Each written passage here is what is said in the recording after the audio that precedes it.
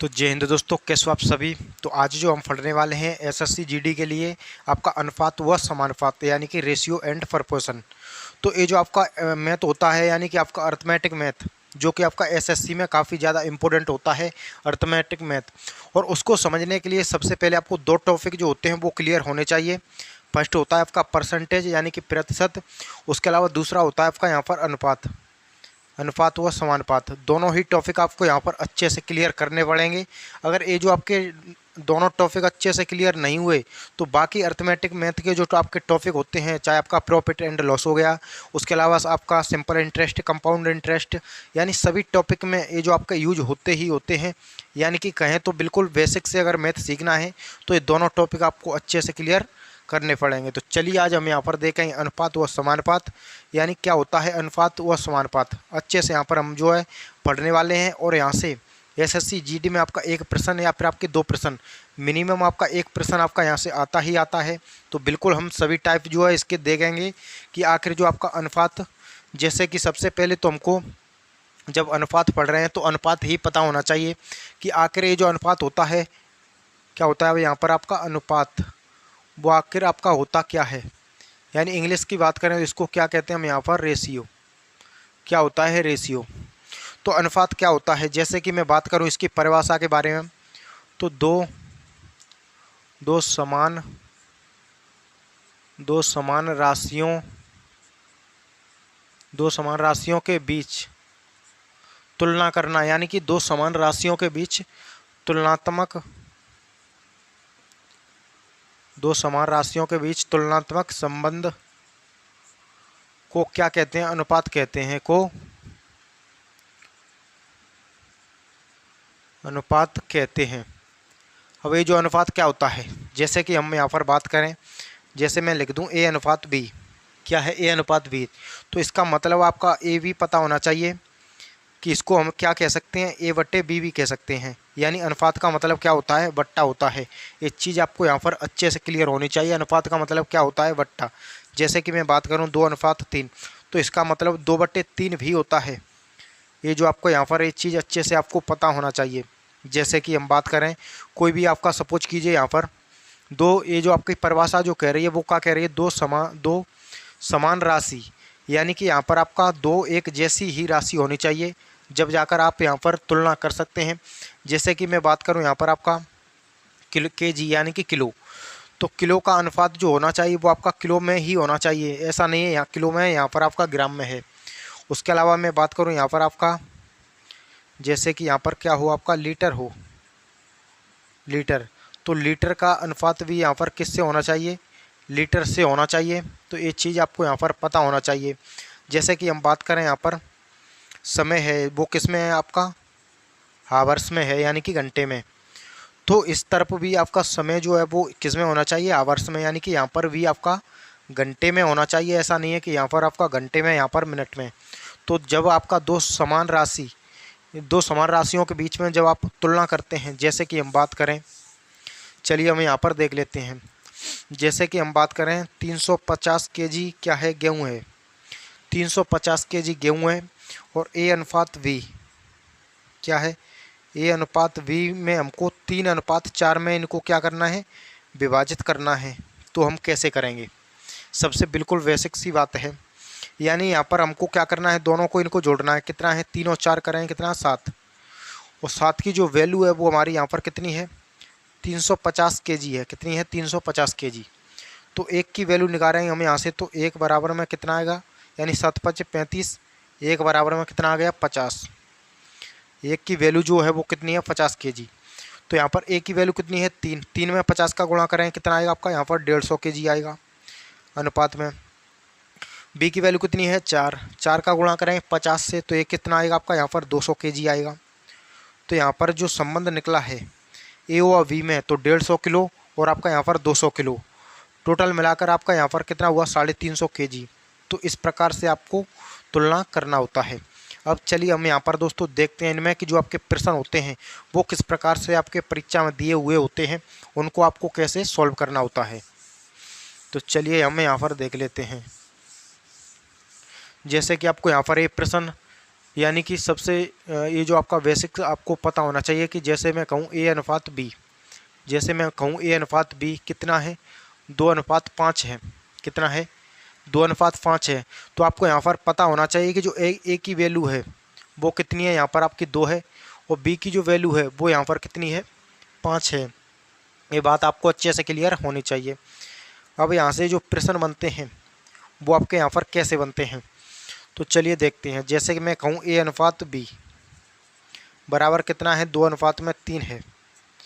वही बात करें बी अनुपात सी के बारे में, तो ये कितना है, 4:5 है। अब हमको यहाँ पर बताना हो, यानी हमसे पूछा जाए, फाइंड करना हो हमको कि ए अनुपात बी अनुपात व सी अनुपात हमको बताइए कि ये जो हमारा यहाँ पर क्या होगा। तो सबसे पहले हमको ये जो आपको बताना होता है, इस प्रकार के प्रश्न हर परीक्षाओं में आपके पूछे जाते हैं, चाहे बात एसएससी जीडी की करें, उसके अलावा एसएससी का कोई सा भी एग्जाम हो, आपका सीजीएल हो, सीएचएसएल हो, सीडीएस हो, एमटीएस हो, सभी प्रकार के परीक्षाओं में ये जो आपके प्रश्न पूछे जाते हैं। तो सबसे पहले हमको क्या लिखना है, ए लिखना है, बी लिखना है, व सी लिखना है। यानी कि सबसे बेसिक से मैं आपको यहाँ पर बता देता हूँ, उसके बाद में आप डायरेक्ट ऐसे प्रश्न आप जो है देखते ही आंसर बता सकते हैं कि इनको आखिर कैसे सॉल्व किया जाता है। तो चलिए बेसिक से देखते हैं। यानी ए की वैल्यू कितनी है, 2 है। बी की वैल्यू यहाँ पर कितनी है, 3 है, इसके नीचे 3 लिखेंगे। उसके अलावा यहाँ पर बी की वैल्यू फिर से कितनी है, 4 है। सी की वैल्यू यहाँ पर कितनी है, तो यहाँ पर 5 है, तो 5 लिखेंगे। अब जो हमारी खाली जगह रह गई, यानी कि जो डब्बा हमारे जो बॉक्स खाली बॉक्स रहे हैं वो कितने हैं, 2 हैं। तो जो खाली बॉक्स आपके यहाँ पर रह जाते हैं उनमें जो आपके साइड वाला नंबर होता है उसी को नोट करना होता है। यानी यहाँ पर 3 है तो यहाँ पर 3 लिख देंगे। यहाँ पर साइड में कितना है, 4, तो यहाँ पर भी 4 लिख देंगे। अब आप इनका गुणा कर दीजिए, आपके जो प्रश्न का आंसर आ जाएगा। जैसे कि 4 दूनी 8, 8 अनुपात 4 तिये 12, 5 तिये 15। यहाँ पर ये जो आपकी ए अनुपात बी अनुपात व सी अनुपात तीनों की जो वैल्यू है वो हमारे यहाँ पर आ चुकी। तो दोस्तों जब भी हमको ए अनुपात बी अनुपात व सी अनुपात निकालना हो, अगर यहाँ पर संख्या जो आपकी कट रही है, तीनों संख्या कट रही हैं तो काट सकते हैं, अगर नहीं कट रही हैं तो कोई दिक्कत नहीं है। तो ए की वैल्यू कितनी थी आपकी, 8 थी, बी की वैल्यू कितनी थी, 12 थी, और सी की वैल्यू कितनी थी, 15 थी। तो ये टाइप आपको अच्छे से क्लियर यहाँ पर हो रहा होगा। चलिए अब हम बढ़ते हैं नेक्स्ट प्रश्न की तरफ। यहाँ पर हो सकता है आपको ए बी सी भी पूछा जा सकता है, उसके अलावा डी तक भी आपको यहाँ पर पूछा जा सकता है। जैसे कि हम बात करें यहाँ पर ए अनुपात बी बराबर में 1:2, वहीं आपका बी अनुपात सी बराबर में 3:4। अब चलिए हमको बताइए, फाइंड करना हो आपको कि ए अनुपात बी अनुपात व सी अनुपात, ये जो हमारा होगा यहाँ पर वो आपका क्या होगा। तो चलिए हम यहाँ पर देख लेते हैं। आपका मेथड वही रहेगा, उसी से सॉल्व करेंगे। यानी कि ए लिखना है आपको, बी लिखना है, उसके बाद में सी लिखना है। ए के नीचे ए की वैल्यू, बी के नीचे बी की वैल्यू, वहाँ पर फिर से बी दिया गया है तो बी है तो फिर से बी, तो बी के नीचे फिर से बी की वैल्यू यानी 3, सी है तो आपका सी की वैल्यू कितनी है, 4। जो आपके खाली जगह रह गई, जो आपके खाली बॉक्स, वहाँ पर आपको बॉक्स बना देना है और उसमें जो आपके नंबर से लिखना होता है वो आपकी जो बगल वाली संख्या होती है, साइड वाली संख्या, उसी को नोट करना होता है। यहाँ पर कितना है, 2, तो यहाँ पर भी 2 हो जाएगा। यहाँ पर कितना है, 3, तो यहाँ पर भी 3 हो जाएगा। अब इनका आप गुणा कर दीजिए। तो 3 एक कम करें तो 3, 3 दूनी करें तो 6, 4 दूनी करें तो यहाँ पर कितना होगा, 8। संख्या एक भी कट नहीं रही है तो हमको भी यहाँ पर संख्या को काटना नहीं है। यानी कि 3:6:8 तो ए बी व सी, यानी ए अनुपात बी अनुपात व सी अनुपात तीनों की जो वैल्यू हमारी निकली है वो कितनी है, 3:6, उसके अलावा 8। उम्मीद करूँगा दोस्तों कि यहाँ पर आपका ए अनुपात बी अनुपात व सी अनुपात तीनों तक अगर आपसे पूछा जाए तो क्लियर अच्छे तरीके से यहाँ पर बता देंगे। अब चलिए हम देखते हैं यहाँ पर डी तक। जैसे कि आपको यहाँ पर डी तक दिया जाए, जैसे कि हम बात करें कि ए अनुपात बी बराबर में आपका 2:3, कितना है, 2:3। वहीं बी अनुपात सी बराबर में 4:5 और सी अनुपात डी बराबर में आपका यहाँ पर जैसे कि बात करें 6:7। कितना है, ए भी दिया गया है, बी सी दिया गया है, सी डी दिया गया है। और हमको यहाँ पर फाइंड करना हो, बताना हो ए अनुपात में, बी अनुपात में, सी अनुपात में और डी अनुपात में, चारों ही हमको यहाँ पर बताने हों, तब हम ऐसे प्रश्नों को कैसे सॉल्व करेंगे। तो चलिए देख लेते हैं।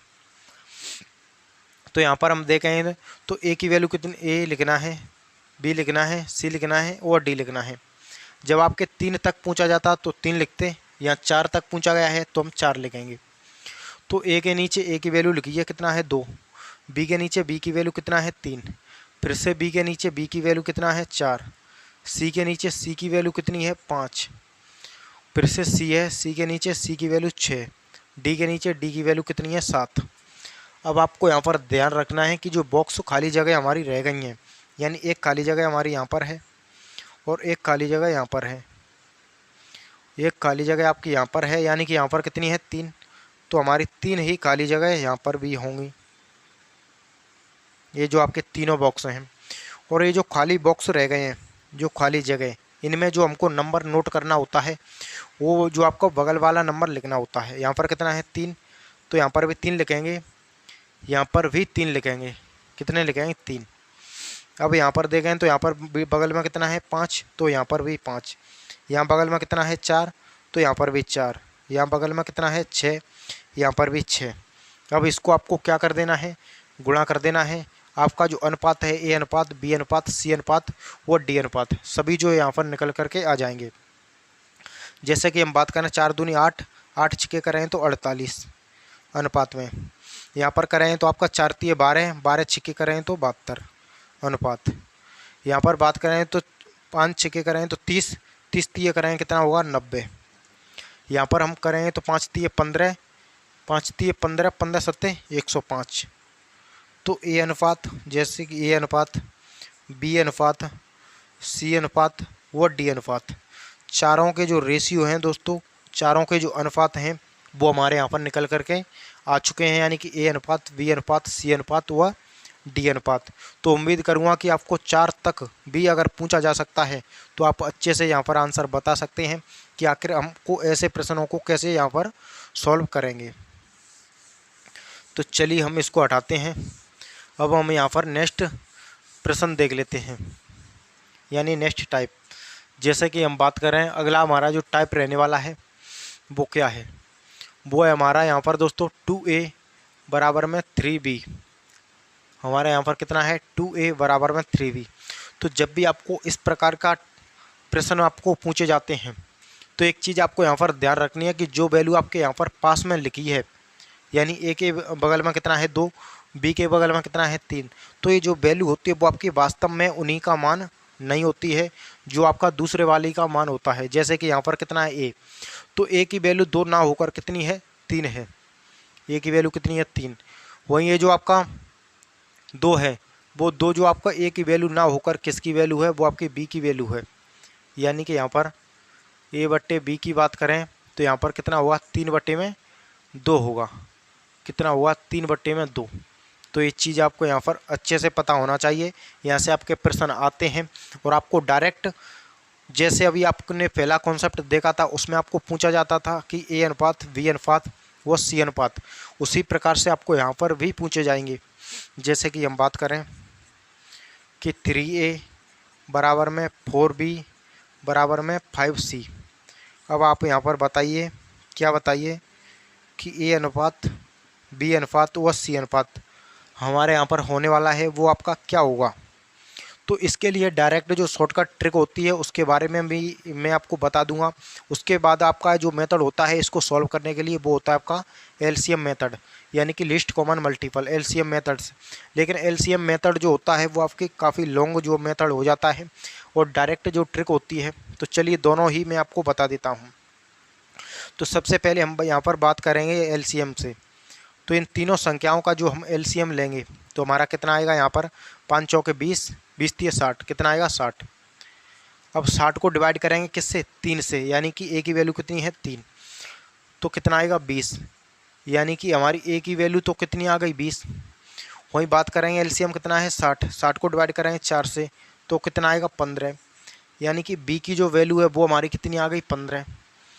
सी की टोटल कितना है 60 है, बटे में करेंगे 5, 12 पंजे 60, यानी कि आपका सी की वैल्यू कितनी है, वो आपकी यहाँ पर 12 है।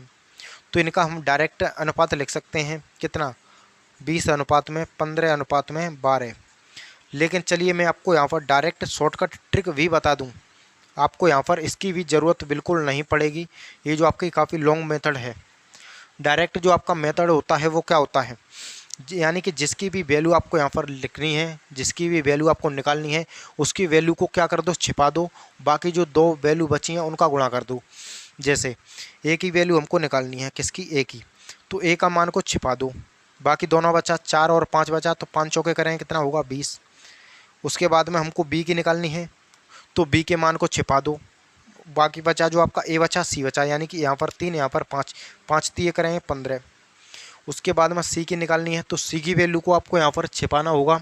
आपको यहाँ पर बी और ए है, यानी 4 3 12, तो ये जो आपका सी का मान निकल करके आ चुका। तो तीनों की जो वैल्यू है वो आपकी यहाँ पर निकल करके आ चुकी है, ए अनुपात, बी अनुपात व सी अनुपात। अब चलिए हम यहाँ पर बढ़ते हैं नेक्स्ट प्रश्न।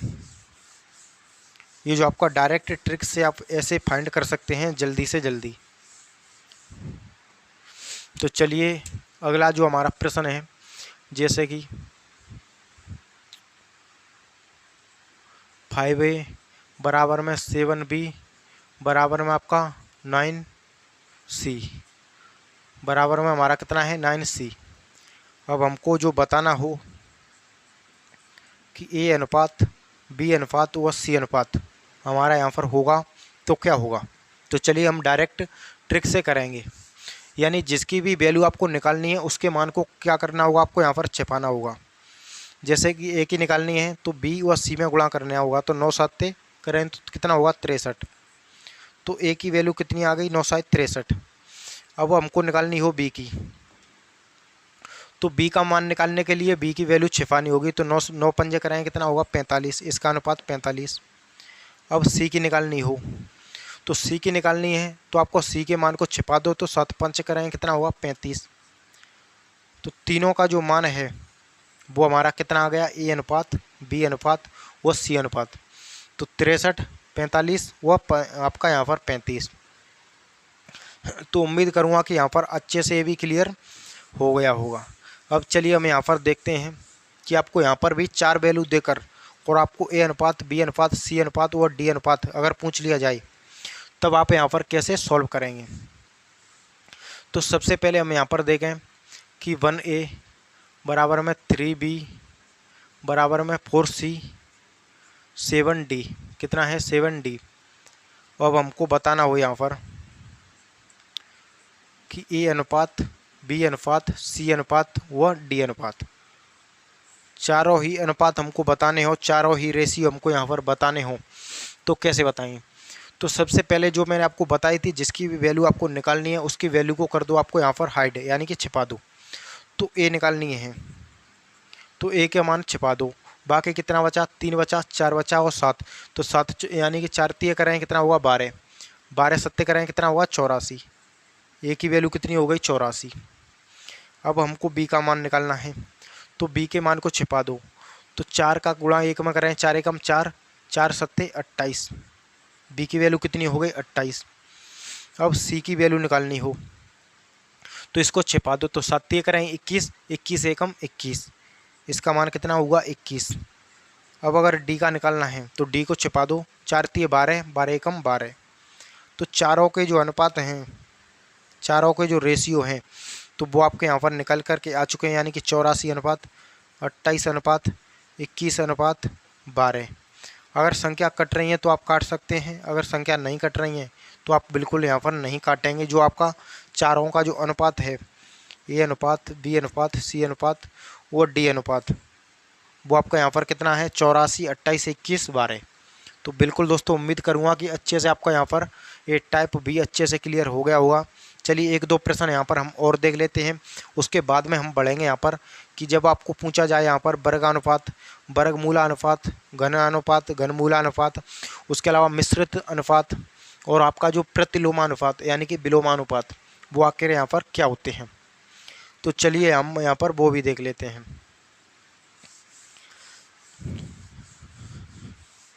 तो यहाँ पर एक प्रश्न हम यहाँ पर और देख लेते हैं, जैसे कि हम बात करें 5A बराबर में आपका 9B 11C। लास्ट प्रश्न है हमारा इस टाइप का, और हमको यहाँ पर बताना हो, क्या बताना हो, ए अनुपात, बी अनुपात व सी अनुपात, तीनों ही रेशियो हैं, तीनों ही अनुपात हमको यहाँ पर बताने हैं। तो सबसे पहले जो मैंने आपको बताया था, जिसकी भी वैल्यू निकालनी हो उसके मान को हाइड, यानी ए की वैल्यू निकालनी है तो इसको ऐड कर दो, तो कितना बचा, 9 और 11, 11 99, कितना हुआ 99। अब हमको निकालनी हो किसकी, बी की, तो बी के मान को छिपा दो, तो कितना बचा, 11 और 5, 11 पंजे 55। अब हमको किसकी निकालनी है, सी की, तो इसको छिपा दो, कितना बचा, 9 पंजे 45। तो ये जो हमारा इस प्रकार से जो आपका अनुपात है, ए अनुपात, बी अनुपात, सी अनुपात, 99 अनुपात में 55 अनुपात में 45, तीनों की जो वैल्यू है वो हमारे यहाँ पर निकल करके आ गई है, ए अनुपात, बी अनुपात व सी अनुपात। उम्मीद करूँगा दोस्तों ये टाइप आपका बिल्कुल अच्छे से क्लियर हो गया होगा। अब हम यहाँ पर देखते हैं दोस्तों, जो वर्गानुपात होता है, यानी कि उसको हम यहाँ पर क्या कहते हैं, डुप्लीकेट रेशियो, यानी कि आपका यहाँ पर वर्गानुपात क्या होता है, डुप्लीकेट रेशियो यानी कि वर्गानुपात।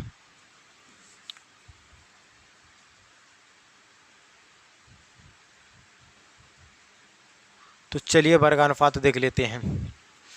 जैसे कि क्या होता है वर्गानुपात, यानी कि किसी भी संख्या का वर्ग करना, यानी कि स्क्वायर करना। तो स्क्वायर कैसे करेंगे, जैसे कि आपके सामने कोई भी संख्या है ए अनुपात में बी, तो इसका हम स्क्वायर कैसे करेंगे, ए स्क्वायर अनुपात में बी स्क्वायर, ये जो हमारा हो जाएगा। जैसे कि हम बात करें 2 अनुपात में 3, तो इसका हमको डायरेक्ट क्या कर देना है, स्क्वायर कर देना है। जैसे कि 2 का स्क्वायर करेंगे कितना होगा 4, अनुपात में 3 का स्क्वायर करेंगे कितना होगा 9। तो दोनों का जो अनुपात है वो हमारा यहाँ पर निकल करके आ गया। अब हम बात करें यहाँ पर, जैसे कि सपोज कीजिए आपके सामने कोई संख्या हो 3 अनुपात में 5, तो आपको 3 का स्क्वायर करेंगे कितना होगा 9, 5 का स्क्वायर करेंगे कितना होगा 25। तो इसकी भी जो आपका इसका जो वर्गानुपात होगा वो हमारा कितना हुआ 9 अनुपात में 25। तो आपका यहाँ पर अनुपात, ये जो आपका पता चल गया हुआ कि वर्गानुपात क्या होता है। अब होता है इसी का वर्गमूलानुपात, यानी अभी हमने क्या किया था, किसी संख्या का स्क्वायर किया था यानी कि वर्गानुपात। अब हमको उसी संख्या का वर्गमूल निकालना है, यानी कि सब डुप्लीकेट रेशियो, सब डुप्लीकेट रेशियो, यानी कि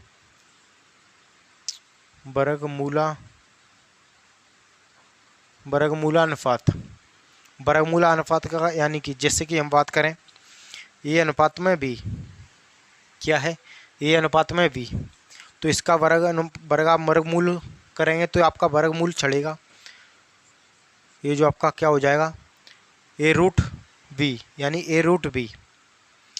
जैसे कि हम बात करें 4 अनुपात में 9 का वर्गमूला अनुपात बताइए, क्या बताइए वर्गमूला अनुपात।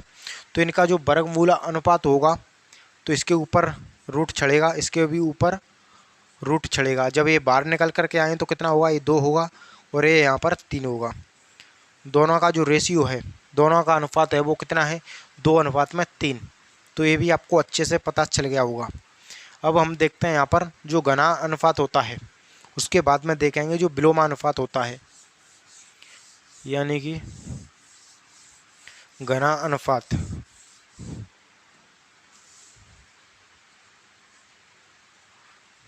उसको इंग्लिश की बात करें तो क्या कहते हैं हम यहाँ पर, ट्रिप्लीकेट रेशियो, यानी कि घनानुपात। ट्रिप्लीकेट रेशियो यानी कि घनानुपात। अब घनानुपात के बारे में बात करें तो किसी भी संख्या का आपको क्या करना है, घन करना है। जैसे कि ए अनुपात में बी है तो ए क्यू यानी ए का घन, बी का घन, ये जो आपका यहाँ पर आ गया। जैसे कि आपका सामने होता है यहाँ पर 2 अनुपात में 3, इसका घनानुपात निकालना है तो 2 का घन करेंगे, 3 का घन करेंगे, 2 का घन 8 अनुपात में 3 का घन 27। तो इसका जो घनानुपात होता वो हमारा कितना होता, 8 अनुपात में 27। अब चलिए हमें यहाँ पर एक और देख लेते हैं, जैसे कि 4 अनुपात में 5। अगर हमको इसका घनानुपात निकालना हो तो हमारे यहाँ पर कैसे निकलेगा। तो सबसे पहले 4 का स्क्वायर करेंगे, कितना होगा 16, यानी कि घनानुपात निकालना है तो आपको घन करना होगा 4 का भी और 5 का भी। 4 का घन 64, 5 का घन 125। तो इनका जो घनानुपात होगा हमारा 64 अनुपात में 125 होगा। तो घनानुपात कैसे निकालते हैं वो भी अच्छे से आपको पता चल गया होगा। अब हम यहाँ पर देख लेते हैं प्रतिलोमानुपात, या फिर उसको कहते हैं हम विलोमानुपात। ये हमारा यहाँ पर क्या होता है, जैसे कि विलोमा अनुपात, या फिर इनको इंग्लिश की बात करें तो इनवर्स रेशियो। हिंदी में बात करें तो प्रतिलोमानुपात। जैसे कि भी आपके सामने कोई भी संख्या है a अनुपात में b, इसका हमको विलोमानुपात करना है तो इसका विलोम कर देना, यानी इसका उल्टा कर देना है। तो क्या हो जाएगा, b अनुपात में a हो जाएगा। क्या हो गया, b अनुपात में a। अगर आपके सामने संख्या है 2 अनुपात में 3, तो इसको 3 अनुपात में 2 लिख देना है, यानी कि इसके आपको क्या लिखना है, सिर्फ इसका उल्टा कर देना है। जैसे कि हम बात करें 7 अनुपात में 8, तो इसको 8 अनुपात में 7 आपको लिख देना है। इसके क्या हो गया, इसके विलोम हो गया, इसका उल्टा हो गया। तो उम्मीद करूंगा दोस्तों कि बिल्कुल आपको यहाँ पर रेशियो एंड प्रोपोर्शन, यानी कि जो आपकी ये तो क्लास थी हमारी किसकी, अनुपात की, और नेक्स्ट जो क्लास हमारी रहेगी समानुपात की रहेगी। तो ये क्लास आपको बिल्कुल अच्छी लगी होगी। अगर क्लास अच्छी लगी तो इसको लाइक करें और हमारे यूट्यूब चैनल क्लास नगर इंस्टीट्यूट उसको सब्सक्राइब करके ज़रूर रखें।